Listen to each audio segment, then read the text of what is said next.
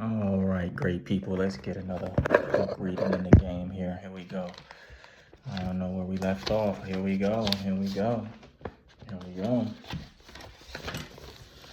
Many times I've heard words to this effect. Your work has profoundly improved our leadership team's ability to tackle and resolve tough challenges.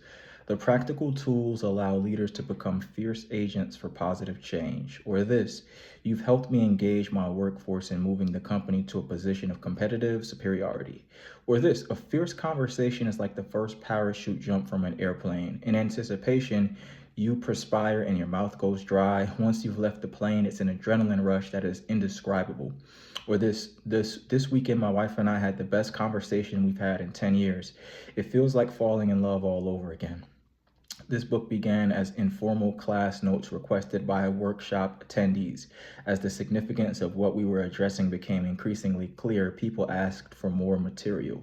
As a result of constant urging from clients and colleagues, write this down. This is life-changing stuff. I began to assemble my notes, to put on paper what I'd been practicing for more than a decade. The following pages emerged as a roadmap for each reader's highly individual journey. The first edition of Fierce Conversations has been translated into many languages, including Braille, which makes me very happy. I offered this revised edition because I've learned a great deal in the intervening years and have paid attention to what is and isn't working within organizations today. It is clear that the fierce approach to conversations has become increasingly relevant. Now more than ever before, the principles and practices of fierce are needed. Getting started. Whether you intend to maintain positive results in your life or turn things around when times are tough. A client recently told me he felt like Wile E. Coyote after sprinting off a cliff in pursuit of the Roadrunner as he realizes he is about to become a puff of dust on the canyon floor. Considering all of the conversations you need to have could feel a bit daunting, so consider what the American author E.L. Doctorow said about writing. It's like driving a car at night. You can only see as far as your headlights illuminate, but you can make the whole trip that way, you see? It's the same with conversation. So I'd like you to simply take the next phase of your career, your life, one conversation at a time, beginning with the person who next stands in front of you. Perhaps there are a very few conversations in between you and what you desire. Here is what I'd like you to do. Begin listening to yourself as you've never listened before. Begin to overhear yourself avoiding the topic, changing the subject, holding back, telling little lies and big ones, being imprecise in your language, being uninteresting even to yourself. And at least once today, when something inside you says, this is an opportunity to be fierce, stop for a moment, take a deep breath, then come out from behind yourself into the conversation and make it real. Say something that is true for you. My friend Ed Brown sometimes stops in mid-sentence and says, what I just said isn't quite right. Let me see if I can get closer to what I really want to say. I listen intently to the next words he speaks. Recognize that a careful conversation is a failed conversation because it merely postpones the conversation that wants and needs to take place. Don't linger on the edges. Small confusions are easy to clear up and can lull you into thinking you've addressed your subject in a comprehensive way.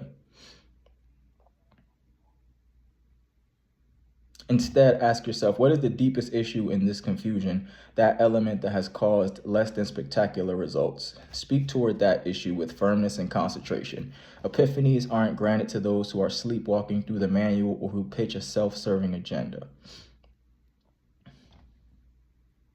Instead, epiphanies seek out those who give the purity of their intention to the next words. Let's engage ourselves there and tell the truth as much as we can. There is something deep within us that responds to those who level with us, who don't suggest our compromises for us. By the time you have finished this book, you may try to say something trivial and find that you can't do it. You must speak directly to the heart of the issue. Pushing our own limits can be exhilarating. Our edge can be a growing edge that we hone and sharpen like a blade. Or it can be an edge from which we topple like a cliff. The fall won't kill us. Avoiding the topic could.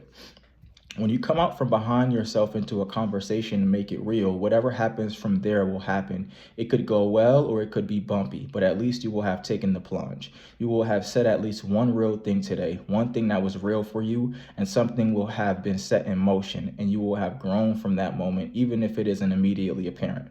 I will support you chapter by chapter, telling you true stories about fierce conversations that cause shifts in internal kaleidoscopes, both personal and professional, for me and for my clients. I will tell you about a 60-second fierce conversation that changed a friend's life. I will delve deeper into what fierce conversations are and what they aren't, why they're so rare, why you would want to have them, how to have them. Once you master the courage and the skills and begin to enjoy the benefits of fierce conversations, they will become a way of life, the way of your life. The ongoing success of this book since its first publication underscores a genuine hunger for conversations that build our world of meaning. Conversations during which we connect with colleagues and customers speaking in human voices, our own voices. Conversations during which we touch one another in some way. We resent being talked to. We'd rather be talked with. So will all of the experts and the terminally self-absorbed please leave the room and close the door behind you so we can get started here. Thank you. All right. So we made it through the introduction and we made it to chapter 1. It's what I've been waiting for, the practicality. But I guess I'll pause right there. Till next time.